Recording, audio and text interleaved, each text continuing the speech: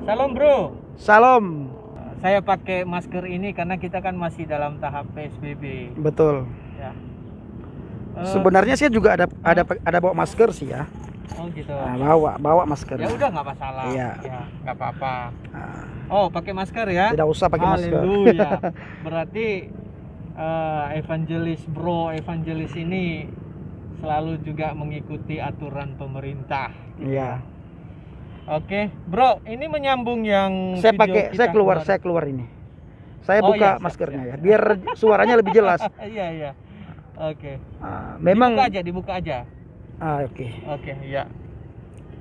Gini bro, yang menyambung pembicaraan kita kemarin yang video bro kemarin yang tentang kehidupan Bro Pendi, ya, waktu menjadi pengikut Kristus pertama kali gitu. Nah, ada beberapa pertanyaan yang kelewat kemarin itu karena udah sore juga ya, udah malam ya. Iya. Jadi mungkin saya akan menyampaikan lagi pertanyaan ini gitu. Iya. Dan pertanyaan ini juga sering banget saya lihat ada mungkin di YouTube Bro Pendi juga ya kali ya. Ada komentar gitu mungkin. Iya ya. Nah, ya itu juga mengganggu sekali kali ya Bro Pendi ya gitu ya. Sangat terganggu tapi. Sangat terganggu ya. Tapi nggak masalah kan kalau saya tanya gitu, nggak merasa terganggu. Ini saya mau klarifikasi aja gitu. Enggak. Kadang-kadang terganggunya ada cacian, makian, itu terganggu sekali ya. Oke.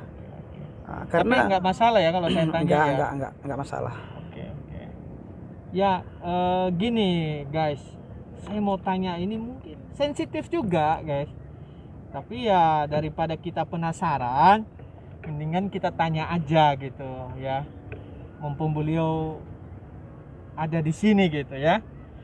Gini bro, katanya kamu itu murtadin, ya gitu kan? Iya. Terus tanggapan keluarga Bro Pendi awal-awal mengenal Kristus itu seperti apa gitu? Bisa diceritakan?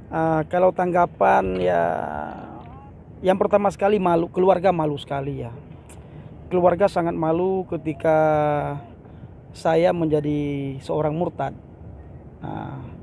Saya tinggalkan agama saya dulu, saya masuk Kristen, saya percaya kepada Yesus. Nah sebenarnya saya tidak masuk Kristen, saya hanya percaya kepada Yesus, Juru Selamat. Tetapi orang dunia melihat ketika seseorang percaya kepada Yesus, itu sudah identik dengan kekristenan. Saya sering katakan sama teman-teman, perlu kalian ketahui bahwa Yesus ini tidak membawa agama ke dunia ini. Yang dia bawa apa? Bagaimana kita ini selamat, bagaimana kita bisa sampai kepada Bapa. Hanya ini sebenarnya.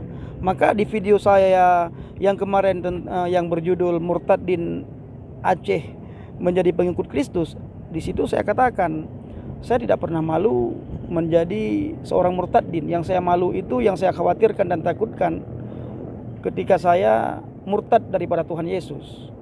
Saya menyangkal. Begitu juga terhadap keluarga jujur sekali saya bilang, mama saya sangat malu.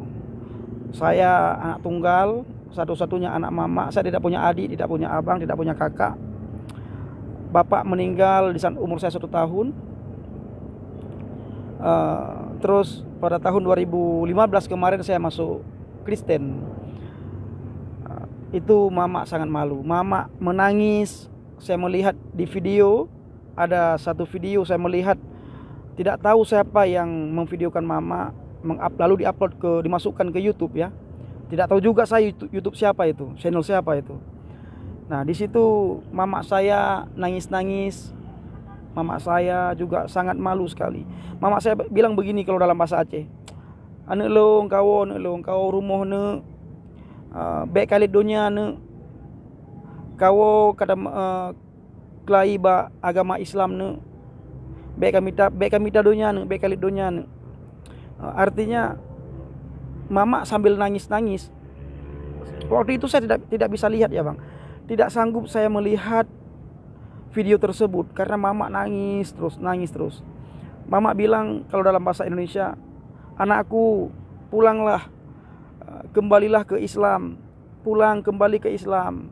Jangan kamu cari dunia. Istilahnya jangan cari uang. Nah, padahal masuk Kristen itu tidak gampang.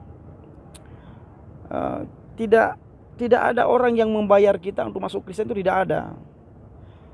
Apa yang mama saya bilang itu juga apa yang pernah saya sampaikan kepada teman-teman waktu saya masih agama Islam. Saya bilang kalau masuk Kristen itu pasti dibayar, pasti dikasih uang, pasti dikasih rumah, pasti dikasih perempuan, segala macam. Padahal ketika saya percaya kepada Yesus, baru saya memahami, saya mengerti bahwa betapa beratnya masuk Kristen itu. Sebagaimana saya katakan kemarin di video Murtadin Aceh percaya kepada Kristus, saya ditolak sama orang Kristen ketika awal-awal saya percaya kepada Yesus. Orang Kristen banyak tidak terima saya. Bahkan sebagaimana teman-teman katakan juga, termasuk mama saya mungkin sambil nangis-nangis mengatakan, saya sudah banyak uang, sampai sekarang saya hidup dari belas kasihan Tuhan. Kalau untuk makan ya puji Tuhan ada. Kalau rumah, ada yang bilang saya dikasih rumah, saya dapat kendaraan. Saya masih tinggal di rumah orang. Tapi diaminkan ya bro. Saya aminkan, saya percaya suatu saat nanti Tuhan pasti kasih saya berkat, saya bisa beli rumah, setidaknya bisa sewa rumah ya. Sewa rumah yang layak, sehingga banyak hal yang bisa saya lakukan dan kerjakan untuk pekerjaan Tuhan. Nah, yang jelas tidak seperti apa yang orang dunia katakan. Termasuk mama saya bilang saya mencari uang, mencari dunia, tidak. Saya murni mencari keselamatan. Bukan mencari keselamatan, malah Yesus berkata, bukan kamu yang memilih aku, akulah yang memilih kamu. Jadi kasih karunia dan anugerah itu pemberian cuma-cuma dari Tuhan. Haleluya. Nah, tapi tidak semua orang mendapatkan kasih karunia dan anugerah itu. Tidak semua orang mendapatkan. Tidak semua orang mendapatkan. Kenapa? Karena semua kita kan ketahui ya, orang berdosa. Penghalang untuk mendapatkan kasih karunia dan anugerah itulah dosa. Nah, salah satu cara untuk mendapatkan anugerah dan kasih karunia itu, kita harus membuka hati kita lebar-lebar ya. Pikiran kita lebar-lebar supaya kita dapatkan pencerahan. Dan jangan ketika kita melihat orang Kristen, jangan mencaci maki, jangan menghina. Kita lihat dulu apa sih yang mereka sampaikan. Karena saya juga dulu mencaci maki. Itu bang. Oh gitu. Tapi ya mama sering dibawa dalam doa atau selalu dibawa dalam doa ya. Setiap Yeshua Hamashiach. Setiap saya doa bang, saya menangis. Saya ingat sama mama saya. Saya bilang sama mama, mama jangan malu. Dalam doa saya, mak jangan malu mama, saya murtad. Yang harus mama malu ketika setelah saya pindah masuk percaya kepada Yesus, saya melakukan apa yang pernah saya lakukan yang membuat malu mama. Itu yang harus mama malu. Tapi ketika saya percaya kepada Yesus, saya diubahkan oleh Yesus. Hati saya diubahkan, pikiran saya diubahkan, kehidupan saya diubahkan. Dan pekerjaan-pekerjaan lama, apa yang saya lakukan, kehidupan lama itu saya tinggalkan. Sebagaimana saya katakan di video yang kemarin itu bang, saya itu benar-benar orang yang sangat tidak manusiawi bisa dibilang sebelum saya ditangkap oleh Adonai Yeshua Hamashiach. Begitu bang. Oke, haleluya. Ini baru jelas ya guys, jelas. Terus saya mau nanya nih, ini santai aja ya bro ya. Siap. Awal-awal pertama masuk Kristen, iya, gitu kan, percaya Yesus atau Yeshua Hamashiach, itu bro Pendi ini beribadah di mana? Terus pengalaman pertama kali beribadah kepada Tuhan itu seperti apa? Pertama sekali saya beribadah waktu saya dari Aceh, kan saya ke Medan ya. Nah, di Medan saya 18 hari. Nah, waktu itu saya beribadah pertama sekali itu di rumah Bapak Sinaga yang ada di Perumahan Setiabudi Medan. Setelah itu mungkin beliau juga nonton ya. Nonton. Bapak Si Naga ini sekarang menjadi bapak angkat saya juga di Medan. Kalau saya ke Medan, saya pelayanan ke Medan, itu beliau minta saya nginap di rumah beliau. Dan puji Tuhan, beliau sayang sekali sama saya. Nah, rasanya beribadah itu sukacita, damai sejahtera yang luar biasa. Nah, kenapa? Karena saya bisa mengutarakan, ya bisa ibadah di dalam kekristenan itu kan berbeda dengan ibadah-ibadah yang lain. Kita bisa berbahasa apa saja dengan Tuhan. Berbahasa apa saja. Bukan saja kita dituntut harus berbahasa Ibrani, harus berbahasa Yunani, tidak. Tetapi yang penting apa yang kita doakan itu ketika beribadah, komunikasi kita dengan Tuhan itu kita mengerti dan kita pahami komunikasi kita dengan Tuhan. Nah, jadi bersukacita sekali Bang waktu saya beribadah pertama. Kadang-kadang saya berpikir waktu itu saya berpikir begini, saya kayak mimpi aja ya masuk Kristen itu, beribadah kepada Yesus. Karena kan tidak ada gerakan-gerakan khusus sebagaimana agama saya dulu. Agama saya dulu kan ada gerakan khusus ya. Harus begini, enggak. Nah, kalau beribadah kekristenan itu bukan gerakan yang dilihat, tetapi hati kita. Hati kita ketika kita menyembah Tuhan itu bagaimana, dan siapa yang kita sembah. Nah, bahkan saya pernah membaca dia dalam Alkitab ya. Ketika kita ingin beribadah kepada Tuhan, kita harus beres. Yang pertama sekali yang harus dibereskan itu hati kita. Itu Bang, jadi sangat sukacita sekali. Sangat sukacita. Itu tidak bisa. Yang jelas ya Bang, tidak bisa saya ungkapkan sukacita saya itu luar biasa. Tidak bisa saya ceritakan dengan kata-kata. Tapi pada waktu itu merasa takut nggak sih gitu melakukan hal pertama gitu dalam hal beribadah yang berbeda gitu? Enggak Bang, kita nggak merasa takut, malah damai sejahtera. Malah kepingin kita beribadah terus. Makanya sekarang ya, saya melihat beberapa komentar, mereka bertanya, kamu satu hari berapa kali sih datang kepada Tuhanmu? Kalau kami kan satu hari 5 kali dulu.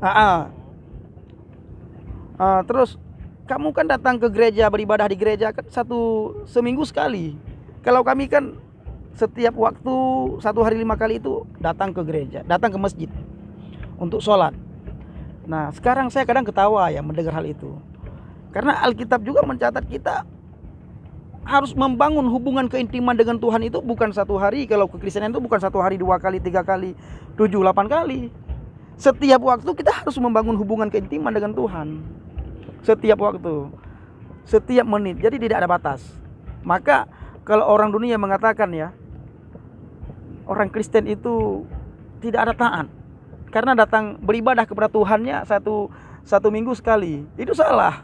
Itu adalah asumsi saya dulu. Asumsi saya dulu juga seperti itu. Nah, makanya saya katakan Tuhan tidak melihat gerakan kita ya. Tuhan tidak melihat berapa kali kamu datang. Tuhan tidak menuntut berapa kali kamu harus menghadap Dia. Yang tetapi Tuhan dari perbuatanmu lah yang Tuhan mau. Yang gitu, Tuhan mau. Setiap saat. Makanya dalam Alkitab ditulis ya, kamu akan dikenal dari perbuatanmu, dari imanmu. Dari sebab buah. Kita ini adalah terang dunia. Terang dunia benar. Haleluya. Nah, Bro, ada satu ya mungkin ini bukan lelucon tapi ini juga bagian dari pertanyaan-pertanyaan orang gitu. Ini tambah lama tambah hitam. Ini gara-gara nggak pernah wudhu lagi atau bagaimana ini? Ya, kemarin ada juga yang bilang kepada saya, lihat tuh mukanya, muka sudah jauh daripada air wudhu, air sembahyang katanya. Semakin hari kamu semakin gelap, semakin hitam. Saya bilang, saya ketawa aja dalam hati. Saya tidak balas. Kalau dulu, kalau ada orang yang ngejek saya Bang, saya tidak bisa, kalau tidak balas itu saya tidak bisa tidur. Sekarang ya, kamu tidak tahu apa yang saya alami. Kalau kamu tahu bagaimana manis lezatnya iman kekristenan di dalam Kristus, maka duluan dia masuk Kristen daripada saya. Nah, lalu kenapa muka saya bisa hitam sekali? Ada yang bilang gara-gara makan babi lah, ada yang bilang gara-gara makan daging anjing lah, ada yang bilang gara-gara makan makanan haram lah. yang lucu sekali mereka bilang itu, yang banyak orang bilang itu dua, makan daging babi ya, makanan haram, sama tidak pernah lagi ambil wudhu, air sembahyang. Nah, padahal dia tidak tahu, saya di dalam pelayanan itu setiap hari melakukan penginjilan. Makanya saya jarang saya di gedung, ke gedung, ke gereja-gereja saya jarang, kecuali hanya untuk beribadah baru saya masuk ke gereja. Yang selanjutnya saya mencari jiwa-jiwa ke pedalaman, apalagi di daerah Mentawai, Padang. Saya sering ke Padang Mentawai. Itu di sana panasnya minta ampun. Bahkan saya juga pernah ke Bangka Belitung, panasnya juga minta ampun. Saya pernah ke Batam, juga sangat panas. Pernah ke Kalimantan Barat, di situ juga ya Tuhan, panasnya minta ampun. Jadi setiap saya pulang pergi ke lapangan, pulang, itu jangankan orang berbeda keyakinan ya Bang, orang yang satu keyakinan pun bertanya, kok bro, kamu tambah hari tambah gelap ya? Tapi jawabannya itu, karena itu kasih karunia. Kasih karunia. Yang perlu diketahui adalah Tuhan tidak melihat gelap atau gelap gitu atau ya, putihnya kulit kita, bercahaya atau tidaknya muka kita. Yang Tuhan lihat, bercahayakah hatimu atau tidak ketika menghadap aku. Dan perbuatanmu, dari perbuatanmu engkau akan dikenal. Haleluya. Dari buahnya. Jadi yang penting itu di hadapan Tuhan adalah bagaimana hati kita itu putih seputih salju. Maka Yeshua HaMashiach pernah mengumpamakan begini ya.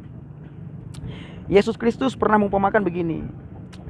Ini kalau dilihat dari pakaianmu ya, dari pakaianmu itu persis seperti seonggok kuburan yang luarnya itu dibaluri dengan cat putih, dipercantik, diperindah luarnya, tapi di dalamnya itu adalah tulang belulang. Bahkan kadang-kadang bukan tulang lagi, sudah belatung di dalamnya itu. Sementara yang kelihatan itu kamu percantik, kamu perindah, tapi tulangnya dalamnya itu sangat luar biasa. Maka Tuhan menuntut kita jaga hati kita. Kita harus selalu menjaga hati. Nah, cara kita melihat seseorang itu menjaga hati itu yang pertama sekali dari perkataannya. Kalau yang dia ucapkan itu adalah perkataan yang menjadi berkat bagi orang lain, maka secara otomatis hati orang tersebut itu baik, dia menjaga hatinya. Tapi bila yang keluar dari mulut seseorang itu ya, lisan seseorang itu lason hara kalau bahasa Ibrani, lidah yang jahat ya, perkataan yang sangat menyakitkan orang lain, itu patut dipertanyakan hatinya itu gimana sih, begitu Bang. Oh, oke. Luar biasa. Nah, satu lagi nih, katanya kalau dulu bro ini sering berpuasa. Iya. Ikut kalau setiap tahun Ramadan ya kalau. Iya. Nah, emang di Kristen nggak ada puasa apa? Atau memang malah lebih lagi gitu mengenal Yesus itu, Yeshua HaMashiach itu dalam segala firman-Nya itu, dan melakukan juga yang orang bisa melakukannya seperti hal berpuasa. Dan apakah itu juga istilahnya bertentangan dengan iman Bro Pendi bila tidak melakukan puasa, atau memang bagaimana gitu? Pernah melakukan puasa nggak di ketika saya masuk di Kristen keyakinan sekarang? Mengenai puasa, kalau di dalam iman percaya saya dulu kan setahun sekali ya puasa, selama sebulan. Nah itu wajib. Nah, yang selanjutnya itu ada puasa Senin Kamis, ada puasa di bulan Rajab, ada puasa juga puasa Asyura. Oh ya? Ada bermacam-macam puasa. Puasa Senin Kamis itu puasa sunat. Nah, apakah ketika saya percaya kepada Kristus, percaya kepada Yeshua HaMashiach, saya berpuasa? Malah kita dituntut untuk masuk Kristen itu, dituntut untuk lebih dekat kepada Tuhan kok. Intinya itu ya sebenarnya ya? Intinya itu. Bukan masalah agamawi. Bukan ya? Masalah agamawi. Kamu puasa setiap hari biar dilihat orang ya. Tapi kalau tidak melekat sama tidak Kristus, melekat dengan gitu? Kristus, keintiman itu tidak ada, ya percuma. Nah, jadi kalau kita melihat orang, bagaimana sih cara melihat orang itu intim dengan Tuhan? Ya, kita melihat dalam kehidupannya, dia mengasihi nggak sesama. Kalau dia tidak mengasihi sesama, tidak mungkin dia bisa mengasihi Tuhan yang tidak kelihatan. Sementara orang yang kelihatan aja tidak bisa dia kasihi. Hanya itu. Jadi puasa di dalam kekristenan itu adalah ada tujuan dan maksudnya. Nah, tapi bukan keharusan sekali. Bukan keharusan sekali. Untuk menyelamatkan jiwa seseorang, bukan ya? Bukan. Kalau kamu nggak puasa kamu berdosa, oh enggak. Yang berdosa di dalam kekristenan itu cuma satu ya. Yang paling fatal. Menyangkal Yesus, hanya itu, menyangkal Yesua. Nah, yang selanjutnya, kalau kita benar-benar beriman kepada Adonai Yesua HaMashiach, kepada Yesus Kristus, itu secara otomatis kok. Secara otomatis apa yang dikehendak oleh Bapa, apa yang Tuhan kehendaki, apa yang Bapa kehendaki, itu secara otomatis kita sudah melakukan, Bang. Walaupun kadang-kadang ada rasa berat ya, tapi setidaknya kita melakukan itu dengan penuh kedamaian, dengan penuh sukacita. Itu, Bang. Jadi luar biasa. Di dalam kekristenan itu luar biasa. Makanya saya berpesan kepada orang-orang yang menghina saya, leung pegah ba urang dron memandum. Kalau bahasa Aceh begini, Bang. Leung pegah ba urang dron memandum. Saya katakan kepada Bapak Ibu semuanya, kepada saudara semuanya, be nenghina Kristen menyo hanan repu, hanan itu kiban Kristennya. Jangan menghina kekristenan kalau saudara tidak tahu bagaimana Kristen itu. Menyodron repu kiban Kristennya. Kalau Anda mengetahui bagaimana Kristen itu, kekristenan itu, maka awai drone itu mengkristen daripada lu. Maka duluan Anda masuk Kristen daripada saya. Kalau Anda tahu bagaimana hebatnya dalam kekristenan.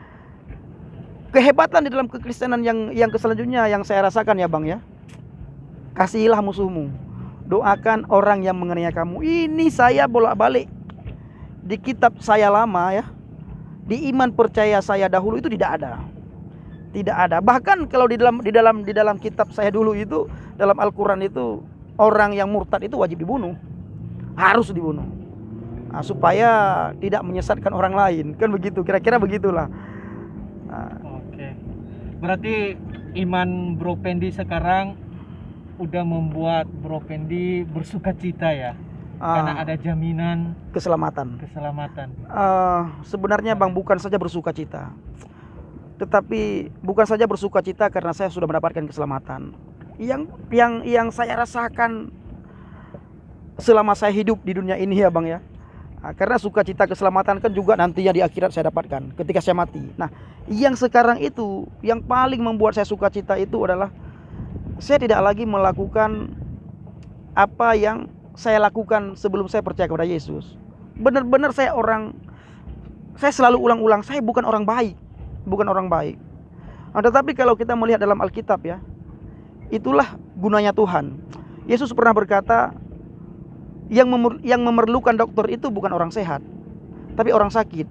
Nah, yang memerlukan tabib itu bukan orang girang gemirang, bukan, tapi orang sakit. Orang itu. Jadi yang mengubah hidup seseorang itu menjadi lebih baiklah Tuhan. Tidak bisa dengan hasil usaha sendiri, tidak bisa. Sebelum saya percaya kepada Yesua HaMashiach, Yesus Kristus, sebagaimana saya katakan tadi, saya bukan orang baik-baik. Saya terus mencoba memperbaiki diri saya supaya saya tidak melakukan ini, tidak melakukan itu, tidak melakukan ini, tidak melakukan itu. Tapi tetap saja keinginan daging itu kuat sekali ya. Tapi setelah saya percaya kepada Yesus, Yesuslah yang mengubah hidup saya, Bang. Itu sukacita yang luar biasa yang saya alami sekarang ini. Nah, kalau masalah keselamatan saya sudah pasti selamat. Karena setiap orang yang percaya kepada Yesus itu diberikan jaminan keselamatan. Haleluya. Jadi Bro Pendi sekarang sudah mendapatkan apa yang menjadi keinginan Bro Pendi, yaitu mengikut Tuhan. Iya. Mungkin yang terakhir, Bro Pendi selama ini melakukan penginjilan di mana aja, dan apa yang Bro Pendi rasakan dan apa yang Bro Pendi dapatkan dari pelayanan itu. Dan adakah orang yang istilahnya menerima Bro Pendi itu juga dengan sukacita? Sekalian tutup, nanti mungkin ada pesan-kesan yang mau disampaikan kepada para mualaf Ya. dan kepada pengikut-pengikut Kristus Iya. atau Masih. Silakan Bro. Saya sudah melakukan penginjilan pertama sekali ya ke Mentawai ya. Mentawai itu daerah Sumbar, Sumatera Barat. Saya sudah ke Kalimantan Barat, Kalbar, Kalimantan Barat. Saya sudah ke Bangka Belitung juga. Kemarin saya ke Nias. Beberapa bulan yang sebelum Corona saya ke Nias. Habis itu saya pulang dari Nias ke Bali. Sebenarnya ada panggilan ke Palembang. Ada orang yang mengundang saya ke Palembang, tapi karena berhubung COVID-19 ini sehingga saya tidak bisa berangkat. Itu di dalam pelayanan itu sukacita luar biasa. Bahkan saya pernah katakan, kalau saya tidak melakukan penginjilan itu bawaan saya sedih sekali. Saya ingat keluarga saya di Aceh, saya ingat anak saya ingat mama saya. Itu membuat saya sedih sekali. Tapi sukacita saya ketika saya di dalam pelayanan, ladang pelayanan Bang. Apalagi ketika saya menceritakan tentang Kristus, menceritakan kabar baik kepada banyak orang, itu saya sangat bersukacita. Sukacita yang meluap-luap, sukacita yang melimpah. Terutama sekali yang membuat saya berbangga sekali ya, bersukacita ketika ada mualaf yang kembali kepada Kristus. Di Mentawai, di daerah salah satu pulau di daerah Mentawai ya. Saya tidak perlu sebut pulau mana, yang jelas di Mentawai ada beberapa orang yang sudah kembali kepada Kristus. Ketika mereka kembali, mereka peluk saya, mereka nangis. Waduh, saya merasa Tuhan luar biasa, Tuhan bekerja, Tuhan luar biasa. Di mana kita ketahui bahwa saya kan baru di dalam Tuhan, Bang. Baru sekali dan saya dalam Tuhan, baru seumur jagung, baru 5 tahun. Dan saya juga belum melakukan banyak hal lah sebagaimana orang lakukan. Tetapi kalau kita Tuhan ya, yang Tuhan tuntut daripada kita itu cuma satu ya.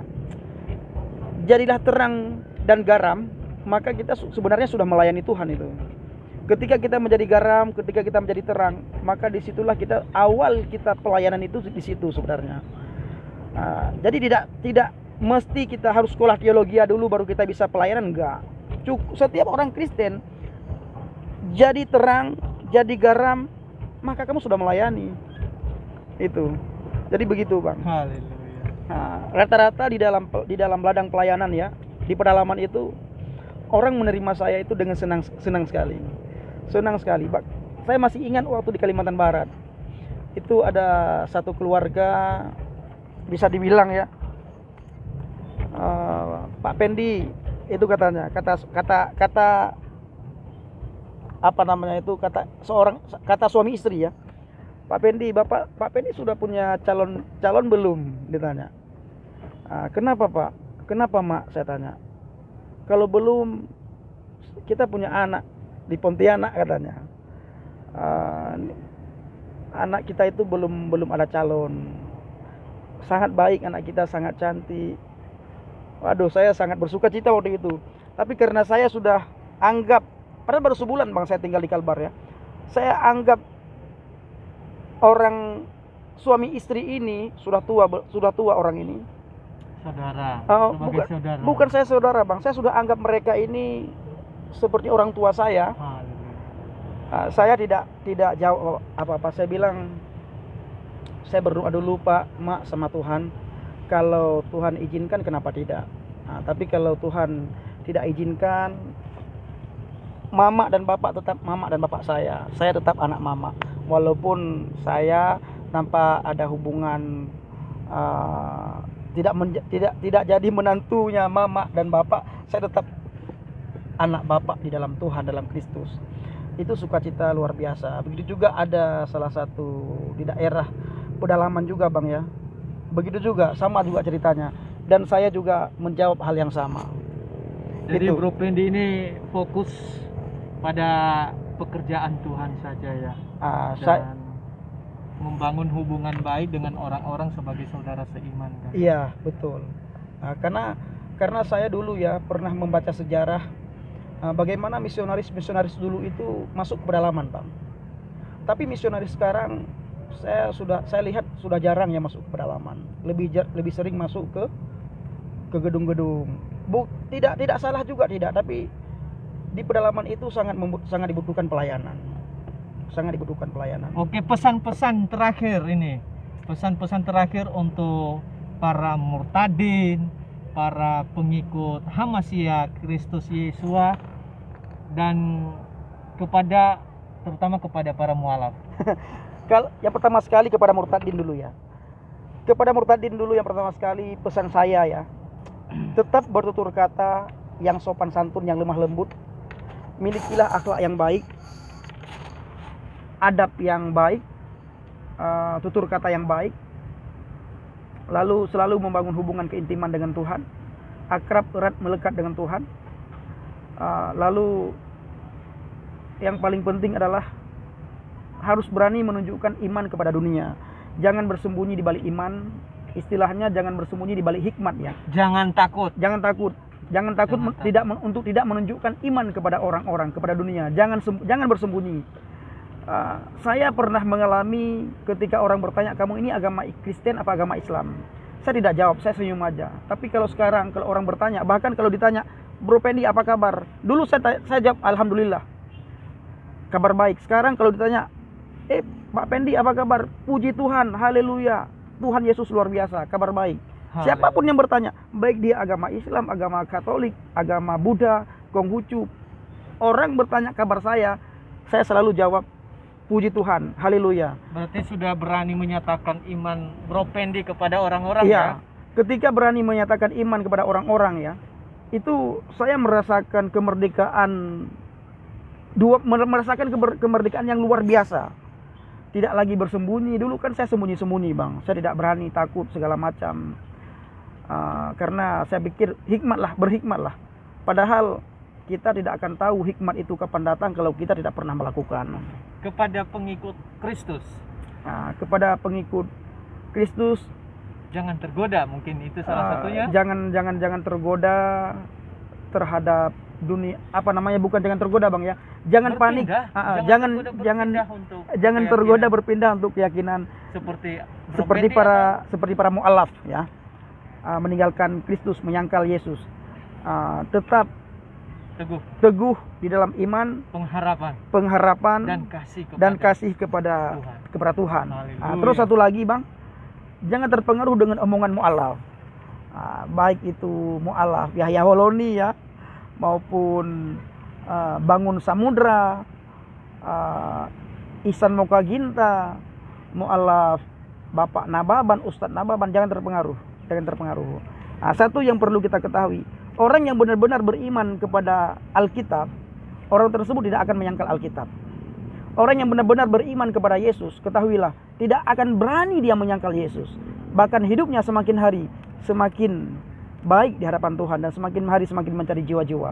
Dan pesan saya kepada para mualaf juga, kalian sudah masuk agama Islam, ya pesan saya selalu di setiap video, bertutur katalah dengan lemah lembut, rendah hati, belajar Islam yang baik, taat terhadap agama Islam, jangan mencaci maki agama sebelumnya, jangan menghina agama sebelumnya, dan satu lagi, jangan menghina Yesus.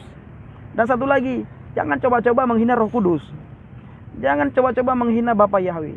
Jangan coba-coba menghina Bapa pemilik surga. Jangan. Kalau benar-benar kalian menghina itu, maka kalian akan tahu konsekuensinya itu apa. Haleluya. Oke, baik guys, kita sudah berakhir di pertemuan terakhir kita sama Bro Pendi. Ini hari terakhir Danau Galilea ya. Hari terakhir diakhiri di Danau Galilea, Bang. Harus dibilang Danau Galilea. Harus dibilang Danau Galilea, Bang, supaya menjadi nubuatan bagi. Amin. Supaya menjadi nubuatan, sehingga suatu saat ya bisa ke Danau Galilea. Amin. Haleluya. Ya, oke, guys. nanti kalau kita ada video baru nanti baik tentang Bro Pendi lagi tentang pelayanan, nanti kita akan buat lagi. Yang penting berbijaklah untuk mengkomen ya. Kalau ada kata-kata bijak, ada kata-kata baik, saran, ya bolehlah di komen di YouTube beliau ya. Terus Kalau ada like gitu ya. Kalau ada yang minta nomor WA, kasih aja nomor WA-nya di situ. Oke. Nanti Jadi, kita pasti hubungi. Nomor WA-nya disertakan aja kalau mau membangun komunikasi lagi gitu ya sama Bro Pendi. Terus jangan lupa di subscribe, dan kalau ini menjadi berkat bagi semua orang dan bagi Anda sendiri, ya bisa disebarin ya Bro Pendi ya. Terus kalau mau mendukung pelayanan Bro Pendi ya, pelayanannya di daerah-daerah atau di semua komunitas yang ingin mengundang, doakan dan berikan yang terbaik bagi Tuhan untuk pelayanannya Bro Pendi, dan bisa dilakukan baik di YouTube ini ataupun nanti bisa minta emailnya Bro Pendi ya untuk sharing atau memberikan sesuatu, baik itu berkat doa ataupun berkat yang membangun pelayanan Bro Pendi ya. Oke, sekali lagi jangan lupa like, subscribe, dan kami tunggu tanggapan Anda, tanggapan positif yang membangun. Sebelumnya, mari kita tutup pertemuan kita ini bersama Bro Pendi dalam doa. Mari kita berdoa. Bapa di dalam surga, kami bersyukur sekali lagi kepadamu ya Bapa, di mana kami bisa berdialog lagi dengan evangelis Fendi Usman, sehingga kami bisa mendapatkan sesuatu lagi, sesuatu yang baik, yang baru, yang dari Engkau. Biarlah pembicaraan ini, dialog ini menjadi berkat bagi semua orang. Terpujilah nama Bapa, terpujilah Engkau ya Bapa kami di surga. Di dalam nama Yesus HaMasiah. Haleluya, haleluya. Amin. Amin. Salam Aki, aku kabarkan Injil keselamatan.